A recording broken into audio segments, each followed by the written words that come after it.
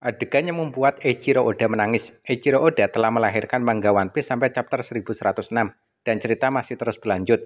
Tentu ada banyak adegan-adegan yang telah digambar dengan berbagai macam reaksi dan emosi yang tentu membawa kesan yang berbeda-beda. Mulai dari reaksi dan emosi kebahagiaan, kesedihan, kebersamaan, kemarahan, menegangkan, dan lainnya. Semua bercampur aduk menjadi satu rangkaian cerita yang menguras emosi. Begitu banyak adegan-adegan yang tidak terlupakan dan sangat berkesan. Namun, tahukah kalian dari begitu banyak adegan, kira-kira adegan mana yang bisa membuat Eiichiro Oda menangis? Iya, adegan yang bahkan membuat menangis sang pencipta manga One Piece. Dalam sebuah SBS One Piece volume 74, ada seorang yang menanyakan adegan yang paling membuat Eiichiro Oda menangis. Jadi, jawaban Eiichiro Oda berdasarkan One Piece sampai volume 74, dan saat video ini dibuat, One Piece telah sampai pada volume 107 yang terbit di Jepang. Eiichiro Oda menjawab dalam SBS One Piece volume 74 kurang lebih seperti ini. Secara pribadi, ada banyak sekali adegan yang membuat saya menangis saat menggambarnya.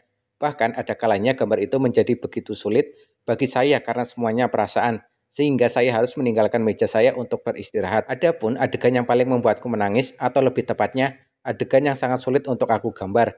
Aku ingat adegan dari Arc Alabasta, di mana Vivi terus berteriak, "Tolong, berhenti berkelahi." Ada di volume 23. Sangat sulit untuk digambar sehingga saya harus meletakkan pena saya. Meskipun ada banyak sekali kejadian seperti ini, semakin aku mencoba mengingatnya. Itu ada di chapter 209. Saat itu terjadi pertempuran antara pasukan kerajaan Alabasta melawan pasukan pemberontak warga Alabasta. Jadi ini adalah perang saudara. Perang yang terjadi karena adu domba si Shichibukai saat itu, krokodil dan pasukannya. Vivi yang berada di sebuah bangunan tinggi menjulang melihat peperangan dan berteriak sekuat tenaga kepada yang berperang untuk segera menghentikan pertarungan. Namun suara Vivi tidak ada yang mendengar, sehingga peperangan tetap berlanjut. Banyak korban berjatuhan, namun Vivi tetap saja meneriakkan untuk berhenti berperang. Hingga pada akhirnya Luffy mengalahkan krokodil.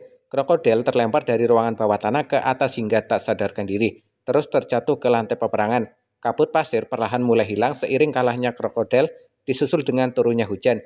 Dan suara Vivi akhirnya didengar oleh semua dan perang saudara pun berakhir.